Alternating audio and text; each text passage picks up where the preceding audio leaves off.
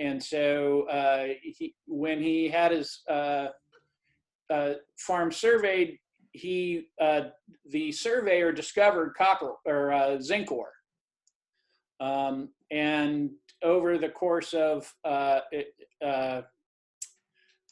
couple of years, it was assayed and found to be a high quality ore. The mining company was founded because you couldn't own a mining company and a smelting company at the same time in Pennsylvania at the time.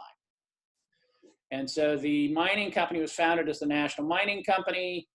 It was renamed Lehigh Zinc shortly after that, and this was all in about 1950 or 1850. The zinc and iron company was founded as Weatherall and Gilbert Zinc Works. Weatherall was the founder. Gilbert was one of the scientists, chemists involved. They merged in 1855 with the actual mining company, and they produced when it became legal to do so. They produced white zinc for paints, and they were actually the first people to produce large amounts of zinc metal in the United States. They sited their plant on the south side, just about where the current gym is at this point. If you drive over the Fahey Bridge, there's a gym to the right side there, and that was where this was. Because of water issues, the mines closed in 1876. And there was actually plenty of zinc left there. They just were not able to profitably mine it because of the water issues at the site. Those were resolved later when New Jersey Zinc purchased the mines and was able to reopen them. I think some of it had to do with the development of the gasoline motor and the ability to do better pumping. From that point on, they tended to purchase ore from New Jersey Zinc mines, and in particular, the New Jersey Zinc Company.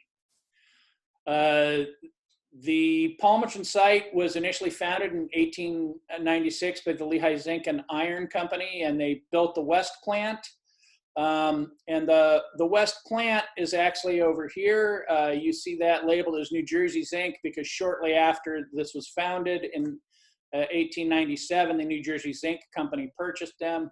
This is the site of the West plant, and this is the site of the East plant over here on the east side of the city. You can see the location here.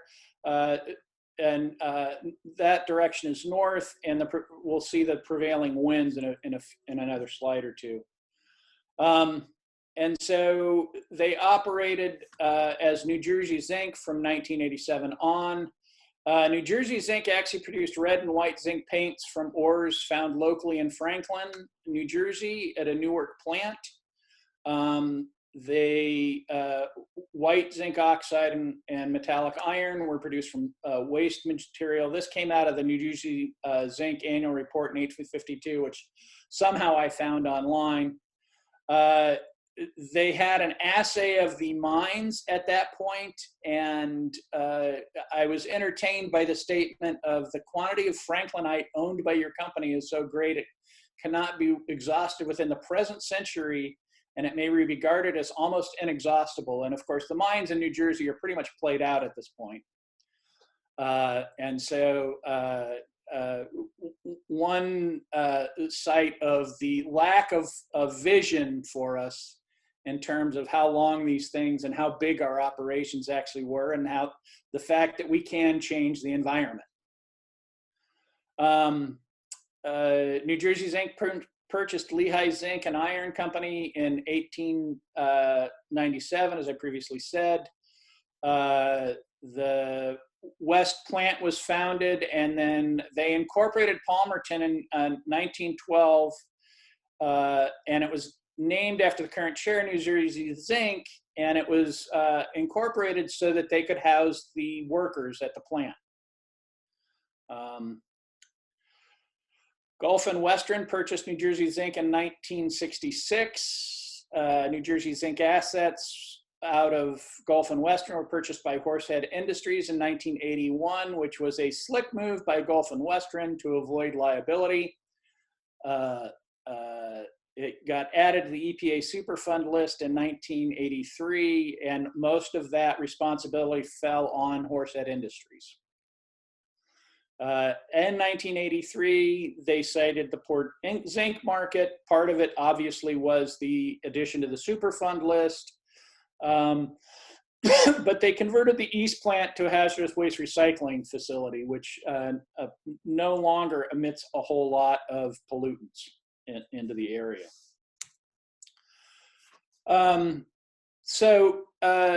This is the basic smelting process, and that the first step is to concentrate by roasting. And so all these circles are materials that come off of the ore as you refine it. And so as you concentrate it by roasting, and they would put the zinc into very large piles and heat it. And what that drove off was the zinc ores are commonly zinc sulfides. And when you roast it, you drive off the sulfur as sulfur dioxide and convert the zinc to a crude form of zinc oxide, which they call calcine. And so you also end up driving off some zinc chloride as a side product, and any dust in the material tends to come off as well. The process in Palmerton is more or less the yellow line. This is a smelting process versus an actual electrolysis process. If you want pure zinc, you actually have to do the electrolysis. Often slab zinc is brought down here, and they use it to make pure zinc. Zinc from the actual smelt process only comes out to about 98%. And so as you go through the sintering actually is a process where they combine it with carbon so that you can you use coal or coke and silica and create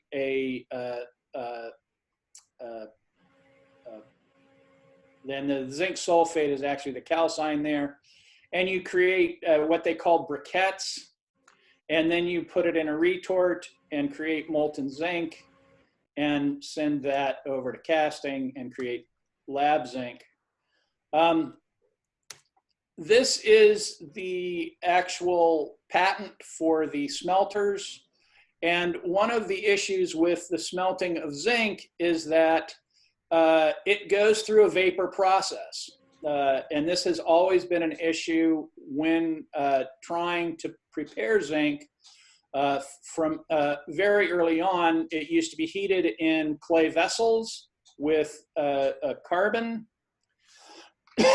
And then half of the vessel was placed in some sort of cooling bath so you could collect the molten zinc out of the fume. In the bottom, this is where they bring in fuel and air and they heat it. Through the top, they drop the sinter, and that contains the zinc oxide and the carbon reducing agent.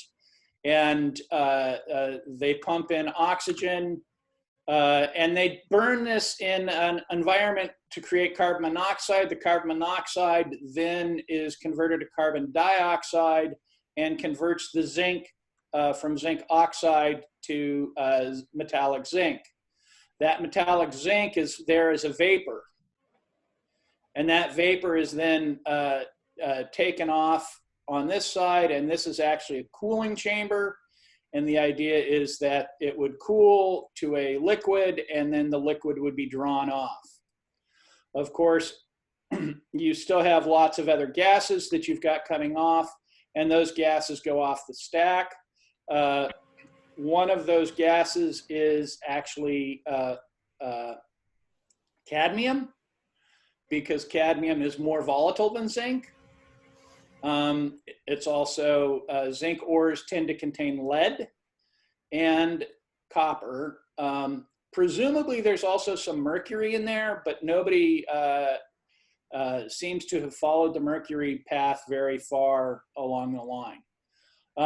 And so that gas goes off. There are attempts to capture the gas and see if you could get more zinc out of it. But most of this gas comes off, and that gas contains a lot of metallic zinc and metallic cadmium, which then gets into the environment and tends to get oxidized to the corresponding oxides.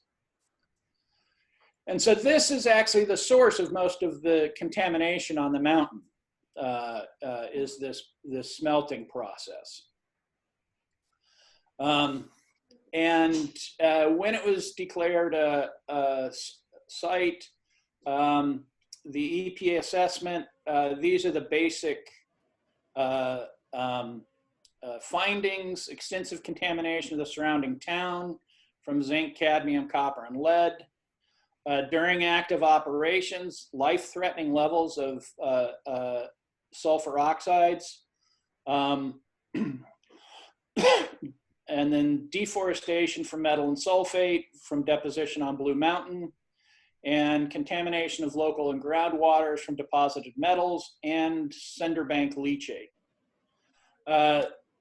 One item from here, this is the slag, and that slag would go through a process and then be deposited in what they call the cinder bank. There are 45 million tons of cinder at the site, and it was estimated that it would be a 45-year process to remove it.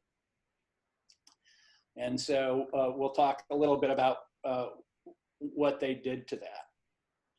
And so those are the issues that the EPA assessment report in summary.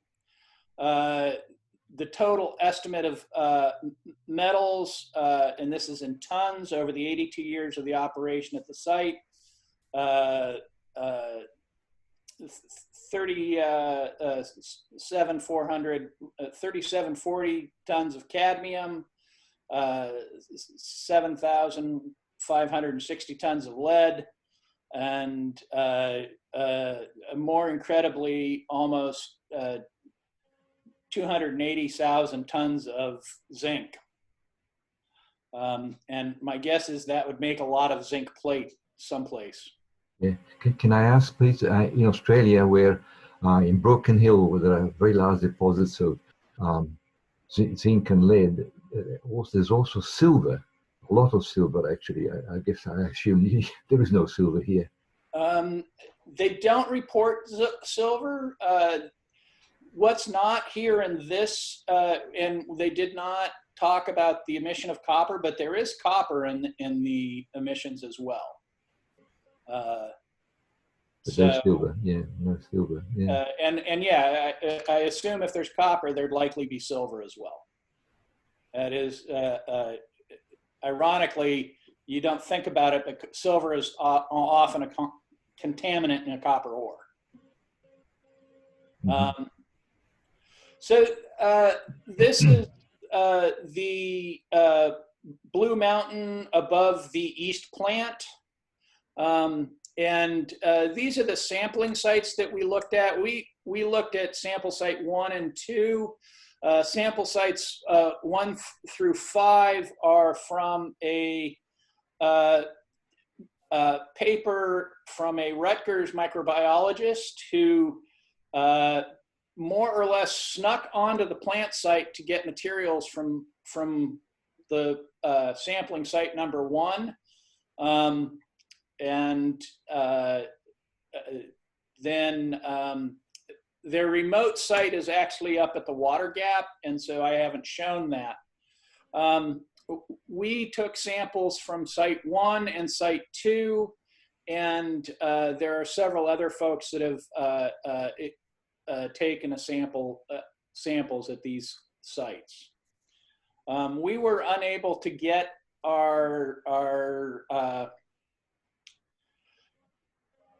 the Park Service never gave us a permit for our sample site at Water Gap, and so we were unable to complete our sample set.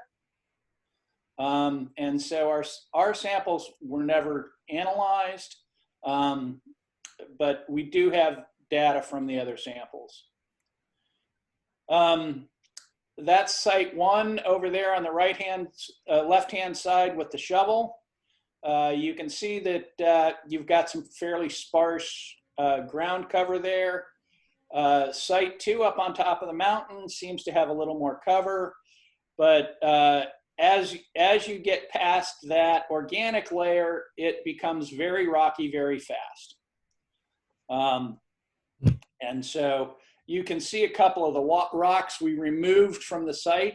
There's one of them there, and there's one of them back there. There's a little pile of dirt that we were working on as we were digging there. Lots of rattlesnakes in the area, therefore we all got to wear snake gaiters to try and keep us from getting bit. It's an interesting site that you get to work at. So since we were in soil microbes, what people are really interested in is what happens at the top here at what's called the O2 horizon or the organic horizon. There's organic litter, which is what we were seeing up in the previous picture. And then underneath that's a decomposed organic layer. These all vary in thickness. This is sort of an average picture of what they should look like. There's an organic and mineral mix that usually contains small stones. There's a weathered mineral layer that usually contains fairly large stones. And then there's whatever your basement material is. There's various versions of this that give you extra layers, but this is the basic structure of soil.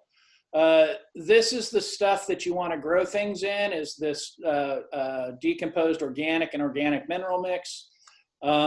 This is not very good for growth, although it does contain the minerals needed. It doesn't have the nitrogen that you're interested in. And so we generally sample at what's called the A2 horizon, which is a transition between these two. If you're digging, at least in our portion of the Lehigh Valley, you go through a fairly dark layer, a transition layer that's lighter, and then you hit a very red clay material that's the weathered mineral B layer over here in Forks Township. And so the data that I am going to show is mostly the O2 horizon, which is this transition between basically leaf litter and decomposed organic material. This is the east plant, and I probably should have slipped the slide a little later, but part of what I want to show here is you see all this rock. And one of the things that happened is as the plant life disappeared, all of the O2 layer and all of the A1 layer and much of it left, and you were left with the layer that has the large stones in it. And that layer also, all the small stuff in that layer tended to leave. And so you're left with this rocky material that is not very good for plant growth. And so you can see pockets, and this is more typical of what you saw as we were sampling. We, in effect, looked for sites where we actually had soil layers. So that's why that site that that you saw up on top of the hill had some additional stuff. And usually these are in small catchment basins that don't actually drain directly down the slope side. But the slope side is pretty rocky due to the loss of the plant life and all the small stuff washing away. And this is one of the things they've struggled with as they've tried to revegetate the site, is there is no soil. And so these are the metals in that O2 horizon. This is the ridge at Water Gap. If you hike up to the top, I believe you are at Mincy Point.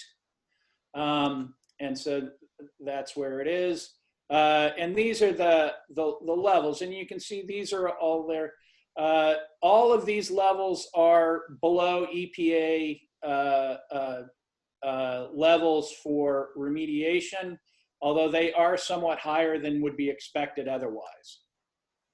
When you get to the adjacent ridge, this is in 1975, you see a rather large increase in zinc. And all of these levels are above EPA action levels. In 2007, Villefane, Kosuk, and Edinborn all went out and sampled the same sites that Jordan and Le Chevalier sampled. And you can see that we've seen considerable drops in the amount of zinc, cadmium, copper, or zinc, cadmium, and that's it. The copper and the lead seem to be persistent in the environment. Okay. Although the adjacent slope, that appears to have leached out. And so they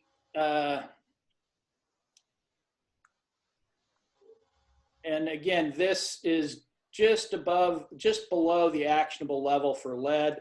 This is above the actionable level for lead in the environment. This is a 2006 sampling of the site at the top of the hill, and you can see similar levels of zinc. And this is actually down at the mineral soil, which is down at the A2 zone. And this is the O2 zone. They got lower levels of cadmium than we did, or Villefane,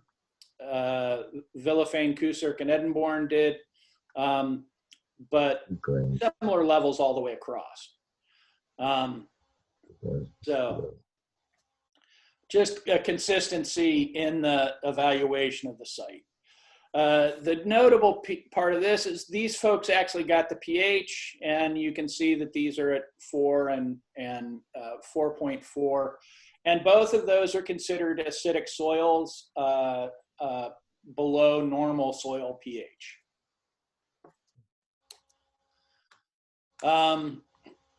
And this is what we were really interested in, is the number of cadmium resistant bacteria, because that is an indication of environmental health.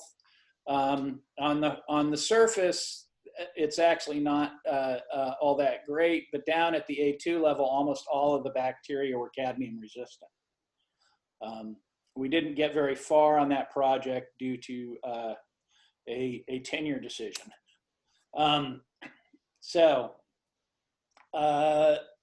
This is some of the mitigation that's happened. Surface drainage contained cadmium, lead, and zinc at 20 times the EPA limit. That drainage was accumulating metals in the sediment of Ashiquola Creek and the Lehigh River. And so they dredged the creek to remove that. Metals are still elevated in the surface waters, and so they have set up runoff diversion around the cinder bank, and that runoff diversion is treated before it gets released into the Ashiquola Creek.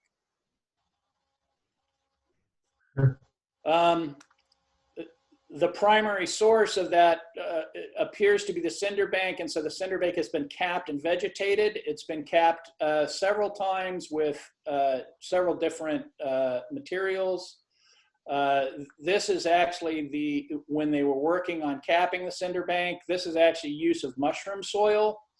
In 1995, they capped it with activated sewer sludge and fly ash. The fly ash was meant to actually stabilize the metals in the soil, and the sewer sludge was obviously to provide nitrogen and soil conditions for plant growth. They've been seeding with native warm weather grasses. I apparently said warm twice, and so these are now present. This is actually a current picture of the site. One thing to note is the trees are actually a problem at this point, and I'll talk a little bit about that later.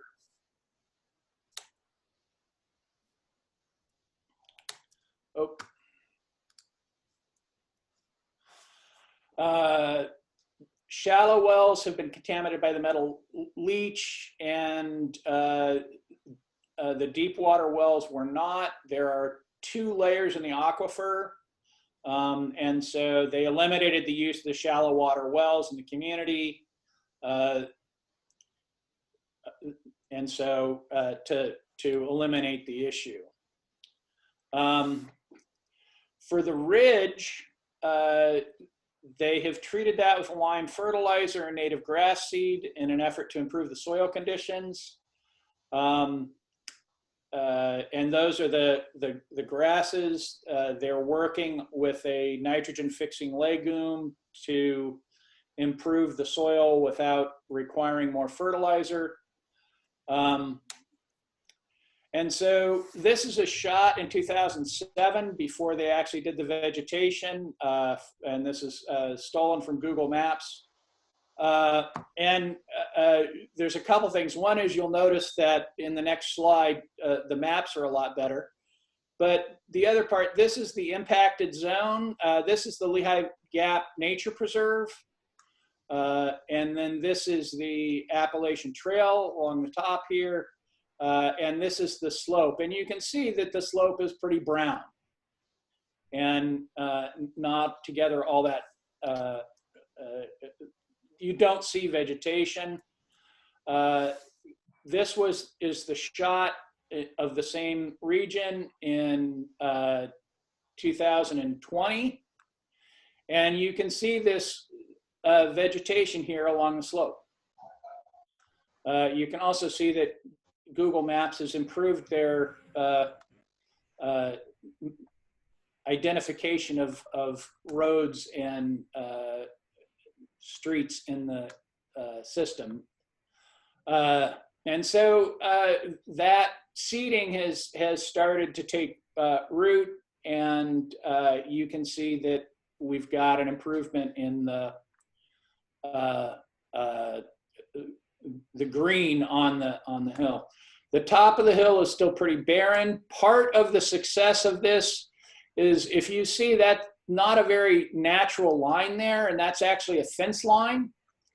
And one of the things they did to let things get established is they actually put a fence up, and that fence prevents deer browsing. And so when the deer come up, they tend to browse along the trail at this point. And so they are eating more of the stuff up on top this again area was not treated. This is the treated area down below.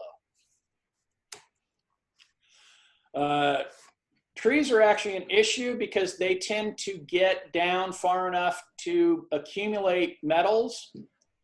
And so there is some concern about the need to remove the trees as they grow so that they don't pass metals on into the environment.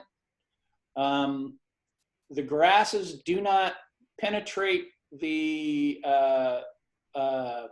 down to the basement layer and seem not to pass metals onto the ecosystem at this point.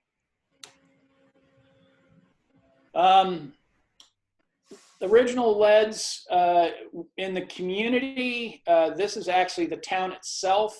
They did various samples from various yards around the town. The EPA is actually not well liked by the community. And so they were unable to sample. There are approximately 1,500 homes in the community, and the EPA was only able to sample about 200 of them due to refusal by landowners to let them on site. And so where they did sample, there were about 400 to 2,900 ppm. The action level, the EPA says below 650 is acceptable. PA real estate law requires you to disclose anything over 500 ppm. And so there is a bit of a controversy as to when they remediate how low it should go. The EPA removed topsoil and scrubbed the interiors and exteriors of 116 homes and removed the topsoil in 195 yards, focused on yards with young children and homes with young children. The city actually put together a program called Neighbor Helping Neighbor, and 1,100 homes received liming, topsoil, and reseeding in an effort to reduce lead exposure by basically, it's in a sense a cap. You don't have vegetable gardens in Palmerton because the excess zinc tends to reduce your poor growth. And so you're not going to get a homegrown tomato in town, is one of the effects that they have. So I believe that's my last slide. Let me make sure. And again, one of the issues, yeah, that is my last slide. So we can stop that share. Mm-hmm. One of the issues that arose as I was doing the background research is the EPA, at least initially, came in with a very top-down approach to what was going on and didn't spend a lot of time working with the community. And as a result, created a lot of hostility, and which meant that they really couldn't do the job that they were intended to do.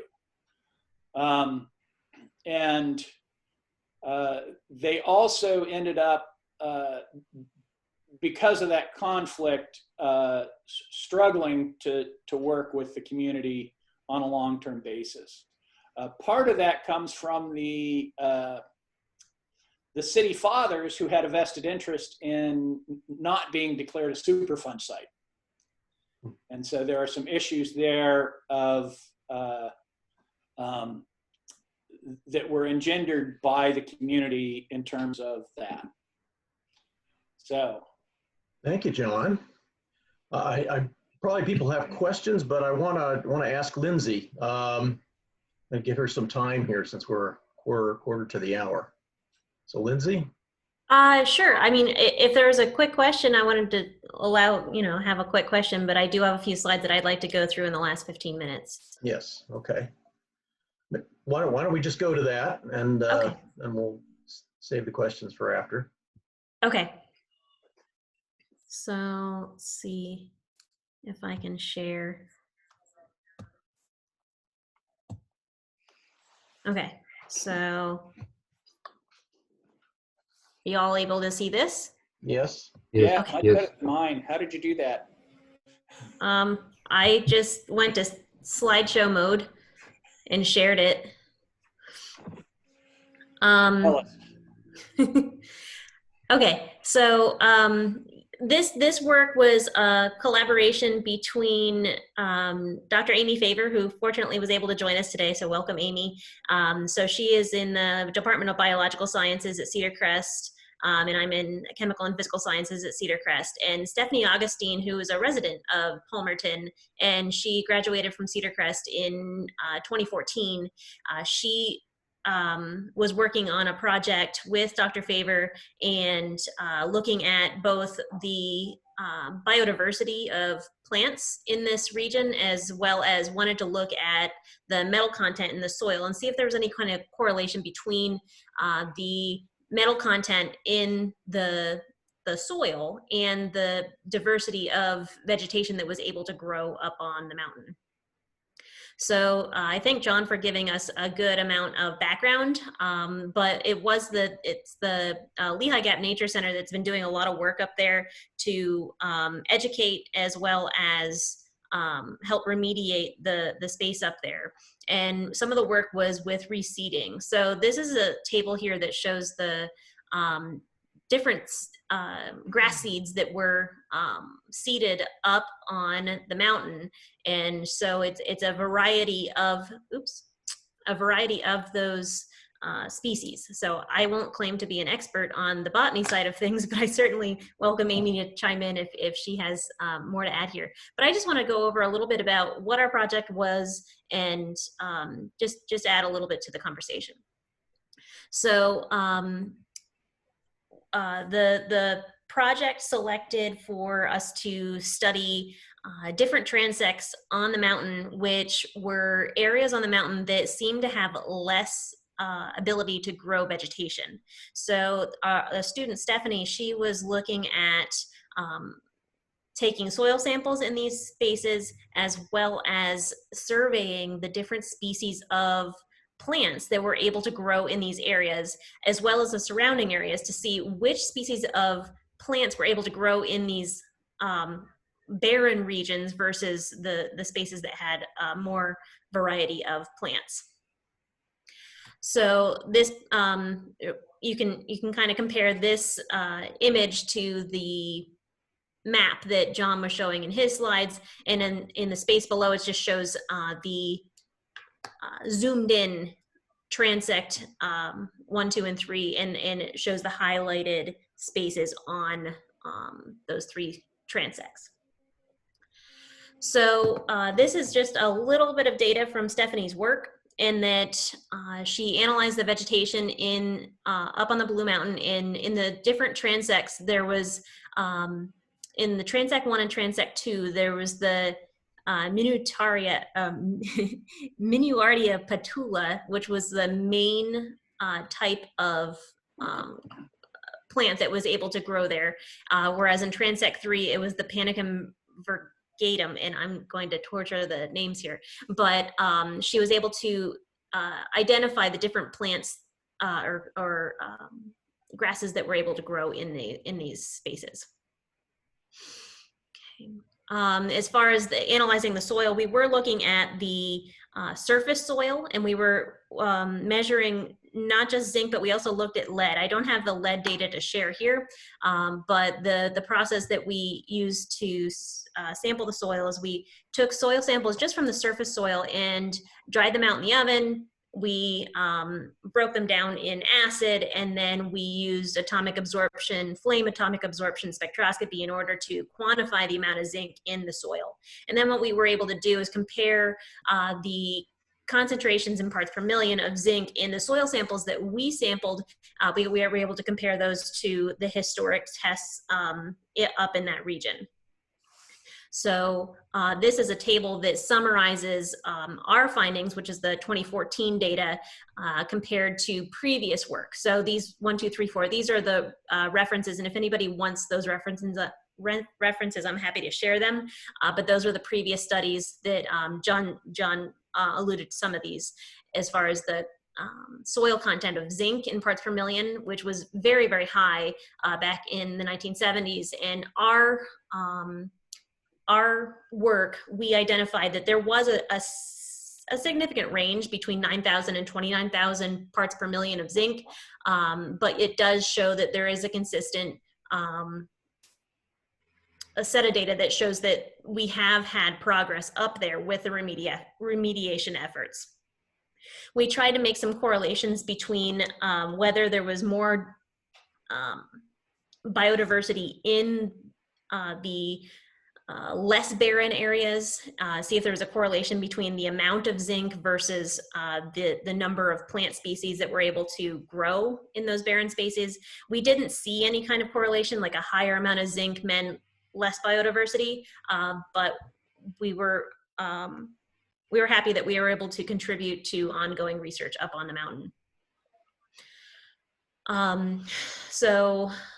We did see more diversity of the plants outside of the barren areas, but like I said, we weren't able to have any kind of correlation between the concentrations of zinc and the biodiversity there.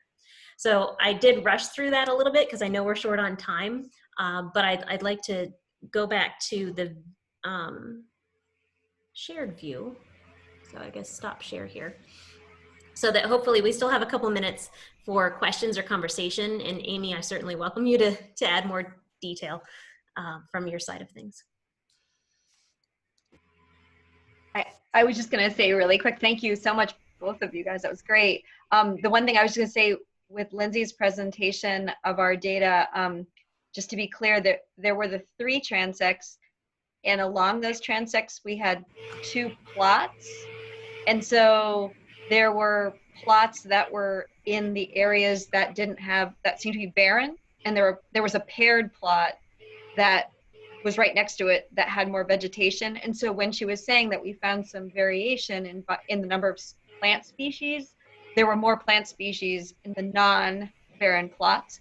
And the particular plant that she pointed out that was quite dominant along 2 of the transects, the one began with the letter M, that's sandwort, which is a plant that takes up very high levels of and can tolerate very high levels of zinc. And Dr. Diane Husick at Moravian College has done some research in this area as well. And her students analyzed the zinc content of that particular plant, and it blows off the map compared to even the trees that John mentioned in his excellent talk, how the trees have sequestered quite a bit of zinc. That sandwort has sequestered even more zinc in its plant tissue. So just to point that out or add to what Lindsay said. Thanks. Thank you for that, Amy. Other questions?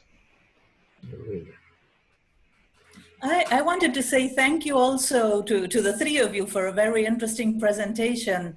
And I wonder how you would categorize this work. Is this an ongoing investigation for any one of you?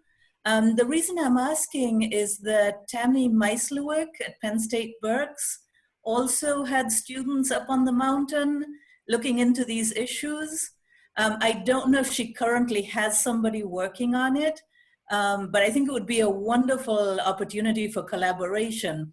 So I was wondering what the status is of the project. My project's not ongoing at this time. So you're a reference source right now? Yeah. For semi-obvious reasons, I am not currently active on the project. Got it. Yeah, we don't have anybody working on it as far as I know. So it's kind of student dependent. If there's a student that wants to continue the project, certainly we're open to it. But I haven't continued it on my own. What's EPA's status then currently on this? Mostly monitoring, and the EPA is responsible. So just to point out, Lindsey's project area is on the west side of the river and above the west plant, which is where that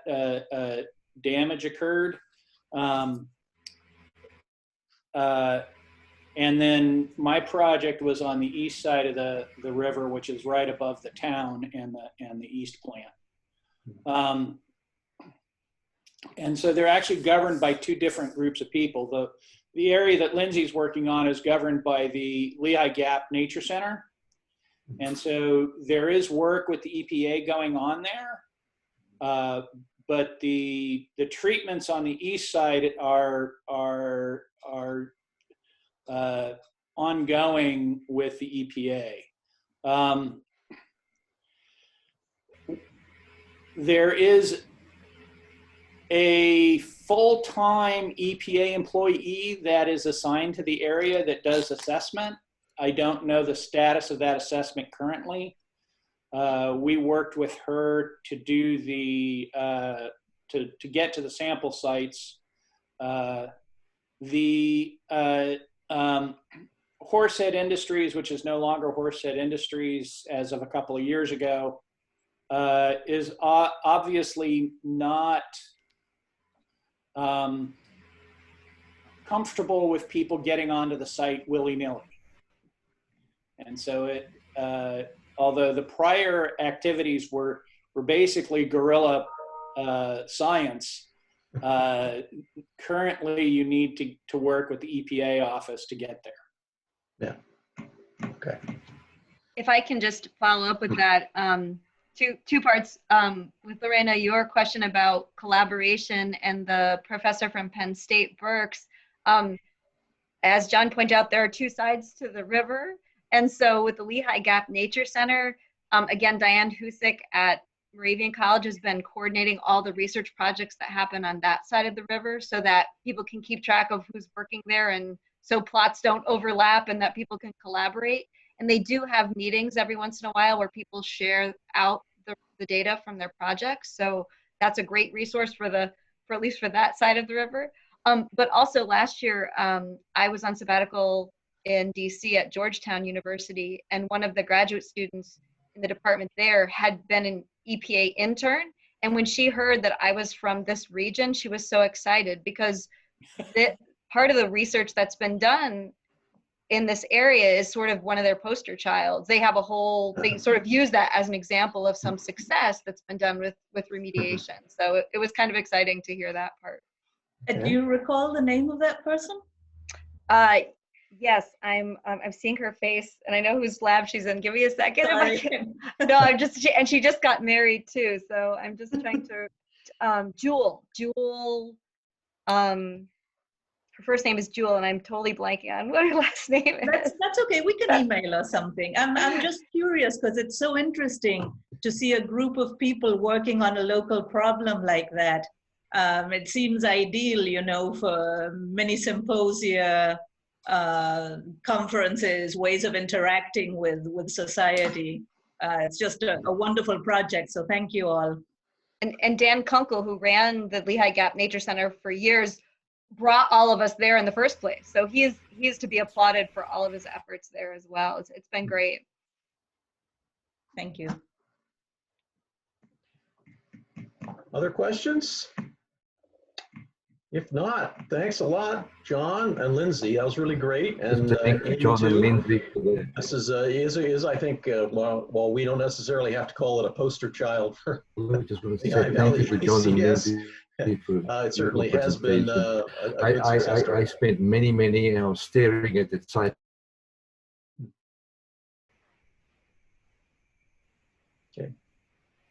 Okay, anything else?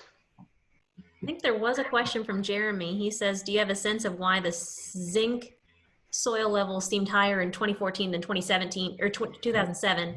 That seems surprising with the more limited sampling in 14 based on the remediation efforts described. So there were differences in those studies as far as where they were sampled. I'd have to go back and look at the 2007 work to see what the differences were as far as like how deep they went and that sort of thing.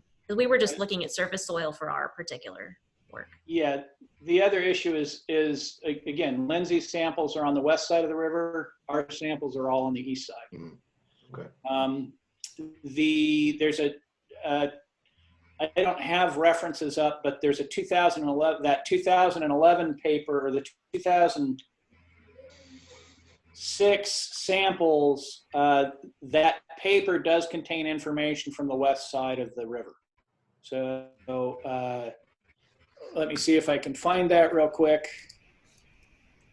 I was just curious, that's all. Just... Sure, sure. Yeah. Archives Environmental Contamination Toxicology 2011. That paper actually has samples from Lindsey's side of the river. And again, they did their sampling in 2006. But we saw a range.